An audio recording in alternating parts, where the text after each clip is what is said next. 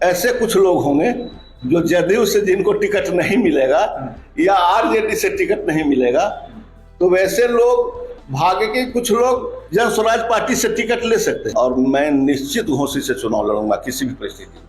संगठन में आप नहीं हैं, संगठन में रहते हुए, पार्टी में रहते हुए अगर काम नहीं करते हैं तो संगठन को आप पार्टी का धोखा देते हैं। 2025 का चुनाव काफी नजदीक है, इसे लेकर सभी राजनीतिक पार्टियां अपनी अपनी तैयारियों में जुट गई है। ऐसे में जदयू ने राजीव नैन उर्फ राजू सिंह जी को शेरघाटी का प्रभारी बनाया गया है। हमारे साथ मौजूद हैं खुद। सबसे पहले तो बधाई आपको। चलिए, आपको भी बहुत बहुत बधाई। माहौल आपको तो बनाया गया है, इससे तो वहाँ निश्चित तौर पर फायदा होगा क्योंकि आपका एक अच्छा व्यक्तित्व है। लेकिन राजनीति जो अभी बिहार में गरमाई हुई है कई मुद्दों को लेकर, सबसे पहले तो प्रशांत किशोर के बारे में पूछेंगे कि प्रशांत किशोर जिस तरह से बोल रहे हैं कि 2025 में जन सुराज का ही मुख्यमंत्री होगा, क्या कहना है आपको? अगर उनकी इस तरह की मंशा है तो ऐसा माहौल बिहार के, हम लोग भी ग्रामीण क्षेत्र में रहते हैं, तो ग्रामीण क्षेत्रों में ऐसा माहौल नहीं है प्रशांत किशोर के प्रति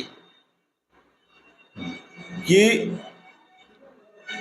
उनके व्यक्तित्व पर या जन स्वराज पार्टी के जनाधार पर वो बिहार सरकार में सरकार नहीं बना सकते। तो क्या करेंगे वो?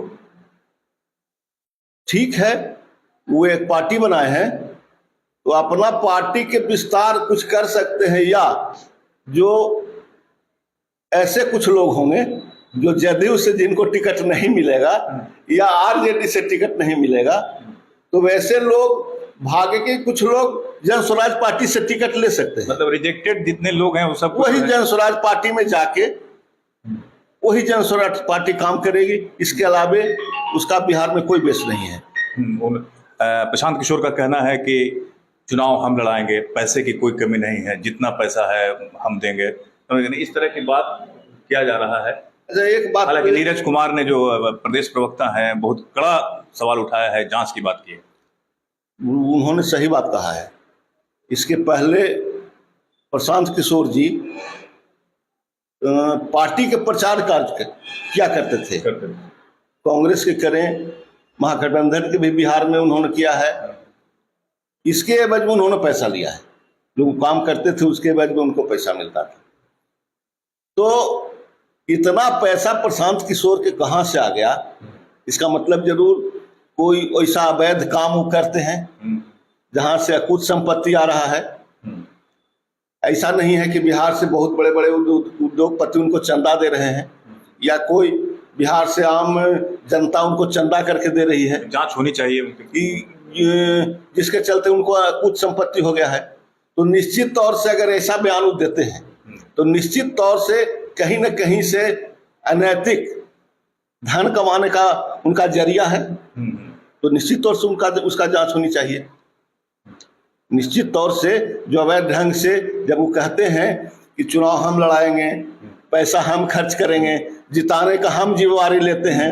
आप सुन रहे होंगे सोशल हाँ, हम सोशल मीडिया पर सुना है हमने कि पैसा हम देंगे, टिकट हम देंगे, जिताने का जिम्मेवारी मेरी होगी, जिता के हम विधानसभा में भेजेंगे। जब इतना वो किसी चीज का श्योर करते हैं धनबल के लिए, तो निश्चित तौर से कहीं न कहीं से वो अवैध संपत्ति कमाने का काम जरूर करते हैं। इसकी जांच तो होनी ही चाहिए। चलिए, जमीन सर्वे का जो अभी चल रहा है मामला सर, ये बहुत ही मतलब पूरे गांव में, शहर में इस बात की चर्चा है और काफी लड़ाई झगड़े की भी बात सामने आ रही है। सरकार की इस पहल को आप किस रूप में देखते हैं, क्या आपको लगता है? देखिए, जमीन सर्वे का जो मामला है वो सरकार की एक अच्छी पहल है, जो ग्रामीण क्षेत्रों में या शहरी क्षेत्रों में हम लोगों ने देखा कि बहुत ऐसे जमीन है जो हमारे दादा परदादा के नाम पर उसका अथी है, जमाबंदी है, और हमारे पिताजी या हमारे बाबा, हमारे परबाबा के नाम पर जमीन संबंधी रिकॉर्ड है, हमारे बाबा ने उस जमीन को बेच दिया है। और हुआ है क्या, कुछ जो जमीन बेच दिया है और जो जमीन खरीदा है, तो हमारे बाबा अगर जमीन खरीदे तो हमारे के यहाँ तो रजिस्ट्री है नहीं, हमारे के यहाँ केवल अप टू डेट रसीद है। और जो जमीन जिसका था खतियानी, जिसके परबाबा या छरबाबा के नाम से जमीन है, तो वो आज दावा कर रहा है कि आपके यहाँ, और उसका रसीद है क्या कि पहले ऐसा हुआ है कि दोनों का रसीद कट रहा है, जिसको परबाबा के नाम से जमीन है उसको भी कट रहा है, और जो जमीन खरीदा है जिसके बाबा खरीदे हैं उसके नाम से भी कट रहा है। तो इसके चलते ग्रामीण क्षेत्रों में ऐसी बहुत लड़ाइयां हैं जो आपस में इस जमीन विवाद के चलते लब हो रहा है। अगर यह सरकार का एक बहुत बढ़िया पहल है, अगर इसको जैसे जो नियम है, सरकार की नियम है कि अगर आपके पास लगातार 30 साल से रसीद कट रहा है आपके यहाँ, उसके अलावा अगर कोई डॉक्यूमेंट नहीं है, 30 साल से रसीद कट रहा है, आपके कब्जे में जमीन है और उस पर कोई दावेदार नहीं है दूसरा, तो वो आपके नाम से कर दिया जाए। अगर ऐसा कर दिया जाएगा तो जो भाई भाई में बंटवारा का जो विवाद है, अगर हम 4 भाई हैं, जो आपसी बंटवारा होता है उसमें जो विवाद हुआ है, और हम जब आपस में बांट के और सर्वे के आधार पर सबके नाम पर चल जाएगा जमीन, तो जो ग्रामीण क्षेत्रों में जो विवाद है जमीन संबंधी आपस में भाई भाई में, भाई गोतिया में, वो जब विवाद खत्म हो जाएगा। तो विपक्ष को तो एक मौका मिला है इस मुद्दे को लेकर कि घर घर में लड़ाई करवा रहे हैं नीतीश कुमार। देखिए, विपक्ष तो कुछ ना कुछ मुद्दा खोजती है, और जो सर्वे चल रहा है तो निश्चित तौर से कुछ ना कुछ कमियां रहती है, ऐसी बात नहीं है। तो जो कमी थोड़ा बहुत होता है वो जमीनी तौर पर होता है। जैसे अमीन जो सर्वे करता है तो पहले सबसे पहले भौतिक सत्यापन अपनी जमीन पर जाके करता है। गांव के 10 आदमी रहते हैं, पूछता है कि किनका जमीन है, ये किनका जमीन है।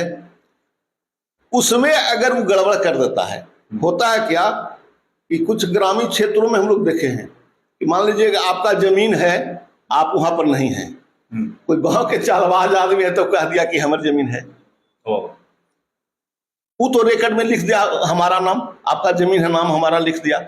जब वहां उस सर्वे में जब आप जो जमीन संबंधी कागजात दिए और उसमें मिलान जब वो कराने लगा तो वो आपका जमीन लिखा दिया है, आपका जमीन हमको लिखा दिया है। तो इसके चलते थोड़ा बहुत विवाद होता है। मतलब ये आपके कहने का मतलब कि ये अच्छी पहल है सरकार की, बहुत सरकार की अच्छी पहल है। अगर यह जो सरकार का नियम कानून है उसके तहत अगर इसको बढ़िया से करा लिया जाएगा तो निश्चित तौर से जो जमीन संबंधी विवाद है और जमीन संबंधी विवाद के चलते ग्रामीण क्षेत्रों में हत्या हो जाया करती है, उसमें निश्चित तौर से रुकावट होगी, रुकेगा। चलिए आखिरी सवाल करेंगे। नीतीश कुमार ने हमेशा आप पर भरोसा किया है, आप पहले जदयू के जिला अध्यक्ष थे, अभी शेरघाटी के प्रभारी बने हैं। ये भरोसा और कितना आगे काम करेगा, चूँकि चुनाव आने वाला है और घोसी जो एक विधानसभा क्षेत्र है जो काफ़ी चर्चा में रहता है कई मुद्दों को लेकर, कई लोगों को लेकर, ऐसे में आप अपने आप को कहाँ देख रहे हैं घोसी में? नीतीश कुमार के साथ हमने 2015 से जुड़े। 2015 के बाद 2016 में विधानसभा चुनाव हुआ जिसमें आदरणीय वर्मा जी घोसी के विधायक बने। तो मैंने उस चुनाव में बढ़ चढ़ के हिस्सा लिया, चुनाव जीते। उसके बाद माननीय मुख्यमंत्री जी से संबंध बढ़ा, उसके बाद एमपी चुनाव आया। एमपी चुनाव में भी 19 में हमने बढ़ चढ़ के उसमें हिस्सा लिया, एमपी चुनाव जीते। उसके बाद मनोरमा देवी का चुनाव आया एमएलसी के, उसमें हम लोगों ने बढ़ चढ़ के हिस्सा लिया। इस तरह से हमने जनता दल यू में लगातार जो मेरी सामर्थ्य है उस सामर्थ्य के अनुसार मैंने जनता दल यू में काम किया। उसके एवज में मुझे संगठन में जिलाध्यक्ष बनाया गया, वैशाली जिला के संगठन प्रभारी भी बने, गया जिला के भी संगठन प्रभारी बने। उसके बाद नवादा के चुनाव पर्यवेक्षक भी बने। अभी इसलिए कि 2025 में चुनाव है, तो जिला में जिला संगठन प्रभारी नहीं बनाया गया है। अभी जितने भी जिला संगठन प्रभारी थे उनको दायित्व दिया गया है कि विधानसभा में, जिला इसलिए बड़ा हो जाता है और एक संगठन प्रभारी रहने के चलते कई विधानसभा हो जाता है, तो भारी काम बढ़ जाता है। इसलिए विचार किया गया कि नहीं, जो भी प्रदेश के पदाधिकारी हैं उनको विधानसभा के प्रभारी बना के अब भेजा जाए, इसलिए कि 2, 3, 4 प्रखंड के एक विधानसभा होता है, काम करने में सहूलत होगा, ज़्यादा लोग काम कर पाएंगे। इसलिए जितने भी राज्य के कार्यकारिणी के जितने भी सदस्य हैं उस सबको जिला में विधानसभा में भेजा गया है, विधानसभा प्रभारी बना के। उसी के तहत मुझे सरघाटी विधानसभा के प्रभारी बनाया गया है। पीछे जो अशोक चौधरी आए थे, इस बार उनका बयान आपने भी सुना होगा। उन्होंने जो कहा था कि जो भी मतलब पार्टी के लिए काम नहीं किया उसको हम जदयू से लाभ नहीं होने देंगे, जिस तरह का। तो इससे तो लगता है कि जो भी और भी उम्मीदवार वहाँ जो आस लगाए हैं उनका तो कम चांस लग रहा है टिकट का। देखिए संगठन है, आप अगर संगठन में किसी पद पर हैं तो आपका दायित्व बनता है कि संगठन के लिए काम करें। अगर हम संगठन में नहीं हैं और हम अगर काम नहीं करते हैं पार्टी के लिए, ठीक, हम अगर प्राथमिक सदस्य हैं और हम बढ़ चढ़ के काम नहीं करते हैं तो बड़ी बात नहीं है, इसलिए कि हम प्राथमिक सदस्य हैं जदयू के। लेकिन संगठन में हम अगर प्रदेश स्तर के पदाधिकारी हैं, चाहे जो भी हो, महासचिव हो, सचिव हो, कुछ भी हो, तो हमारा दायित्व बनता है कि संगठन में पहले, चुनाव के पहले, अगर टिकट मिलने के पहले हमको आपस में निश्चित तौर से सब कोई के महत्वाकांक्षी होता है कि हम भी विधायक बने, हम ही एमपी बने, इसलिए राजनीति लोग करता है। तो उसके पहले हम प्रयास करें, आपसे प्रतिद्वंदिता हमको रहे। क्या तो अशोक चौधरी कह रहे थे, आपको टिकट मिले या हमको मिले, इसकी प्रतिद्वंदिता रहे। लेकिन जिस दिन नेता के द्वारा, इसलिए कि हम लोग अगर 10 को प्रयास कर रहे हैं तो टिकट एक आदमी के मिलेगा, नेता किसी को एक को टिकट देगा, हमको दे, किसी को दे, तो जिसको टिकट मिला उसके तरफ से फिर जिसको टिकट नहीं मिला, सबको संगठन में हैं आप, इसलिए सबको काम करना चाहिए। और संगठन में आप नहीं हैं और संगठन में रहते हुए, पार्टी में रहते हुए अगर काम नहीं करते हैं तो संगठन को आप पार्टी का धोखा देते हैं। मतलब आप सहमत हैं अशोक चौधरी के बयान से? उस बयान से हम सहमत हैं कि उन्होंने कहा कि संगठन में रह के अगर संगठन का जो आदेश होता है, जो माननीय नेता का आदेश होता है, उसको आप नहीं करते हैं और फिर संगठन में आके फिर उस संगठन के माध्यम से लाभ लेना चाहते हैं तो ये नहीं चलेगा। अशोक चौधरी ने यही कहा था कि संगठन में आप हैं तो संगठन में है या पार्टी में है, अब पार्टी का एक ही काम होता है 5 वर्ष में चुनाव। अब 5 वर्ष के चुनाव में अगर आप उस संगठन के लिए काम नहीं करते हैं और उसका विरोध करते हैं आप, अब फिर आप संगठन के नाम विरोध नहीं करते, साइलेंट हो गए थे लोग, जैसा कि मतलब कहना था, बाहर चले गए थे। ठीक है, दिल्ली, बॉम्बे, बेंगलोर चले गए, कहीं जाए, कोई लोग कहीं जाए, लेकिन अगर आप विरोध करते हैं या साइलेंट हो जाते हैं, अब पुनः आप चाहते हैं कि संगठन में पुनः हम काम, संगठन के माध्यम से पुनः हम लाभ लें, ये तो नहीं होना चाहिए। अगर ऐसा होगा तो सब कोई। आपकी उम्मीदवारी, सीधा सीधा सवाल, आपकी उम्मीदवारी घोसी से है इस बार? देखिए, होगा 25 में निश्चित तौर से माननीय नेता जो हमारे नीतीश कुमार जी हैं, तो हम प्रयास करेंगे कि संगठन से टिकट मिले। हर कोई प्रयासरत रहता है, इसलिए हम प्रयासरत रहेंगे निश्चित तौर से कि घोसी से चुनाव लड़े। और ये निश्चित है कि माननीय नेता के द्वारा मुझे टिकट दिया जाएगा और मैं निश्चित घोसी से चुनाव लड़ूंगा किसी भी परिस्थिति में, और जीतेंगे भी। जीतेंगे, निश्चित जीतेंगे।